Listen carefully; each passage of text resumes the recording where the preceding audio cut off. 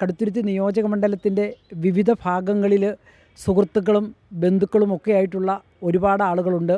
അതോടൊപ്പം തന്നെ കേരള കോൺഗ്രസ് പാർട്ടി വളരെ ശക്തമാണ് കടുത്തുരുത്തി നിയോജക മണ്ഡലത്തിൽ. അതോടൊപ്പം ഇടതുപക്ഷ മുന്നണിയുടെ CPM-ഉം CPI-യും അടക്കമുള്ള എല്ലാ ഘടകകക്ഷികളും സജീവമായി രംഗത്തുണ്ട്.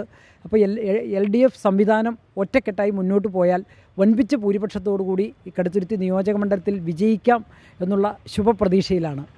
കടുത്തുരുത്തി കേരള കോൺഗ്രസ് എമ്മിനെ സംബന്ധിച്ച് വലിയ പ്രതീക്ഷയുള്ള, വലിയ വ്യക്തിബന്ധങ്ങളുള്ള അല്ലെങ്കിൽ രാഷ്ട്രീയ വേരോട്ടമുള്ള മണ്ണാണ്. പക്ഷേ നിർഭാഗ്യവശാൽ കഴിഞ്ഞ തെരഞ്ഞെടുപ്പുകളിലൊക്കെ ചെറിയ വോട്ടിന് പരാജയപ്പെട്ടു. ഇത്തവണ അത് തിരിച്ചു പിടിക്കുമെന്നുള്ള ഉറച്ച ആത്മവിശ്വാസമാണോ? തിരിച്ചു പിടിക്കും എന്ന ഉറച്ച ആത്മവിശ്വാസമുണ്ട്.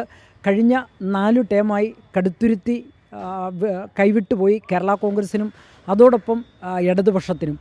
കടുത്തുരുത്തി നിയോജക മണ്ഡലത്തിൽ യഥാർത്ഥത്തിൽ നമ്മൾ കേരളത്തിലെ 140 നിയോജക മണ്ഡലത്തിലെയും വികസന പ്രവർത്തനങ്ങൾ വിലയിരുത്തി നോക്കുമ്പോൾ കടുത്തുരുത്തി നിയോജക മണ്ഡലത്തിൽ അതനുസരിച്ചുള്ള വികസന പ്രവർത്തനങ്ങൾ ഉണ്ടായിട്ടില്ല.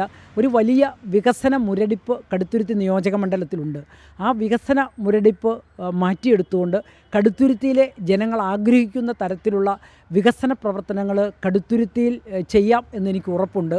കുറവലങ്ങാട് ഡിവിഷനിൽ ജില്ലാ പഞ്ചായത്ത് മെമ്പറായിരുന്നുകൊണ്ട് കഴിഞ്ഞ 5 വർഷം ചെയ്തിട്ടുള്ള വികസന പ്രവർത്തനങ്ങൾ വിലയിരുത്തി നോക്കുമ്പോൾ ഒരുപാട് വികസന പ്രവർത്തനങ്ങൾ കോട്ടയം ജില്ലയിലെ തന്നെ ഏറ്റവും ജില്ലാ പഞ്ചായത്ത് ഡിവിഷനുകളിൽ ഏറ്റവും കൂടുതൽ വികസനം നടന്ന ഒരു പ്രദേശമായി എൻ്റെ ഡിവിഷനെ എനിക്ക് മാറ്റിയെടുക്കാൻ സാധിച്ചു. അതെനിക്ക് വളരെയേറെ ആത്മധൈര്യം പകർന്നു തരുന്നുണ്ട്.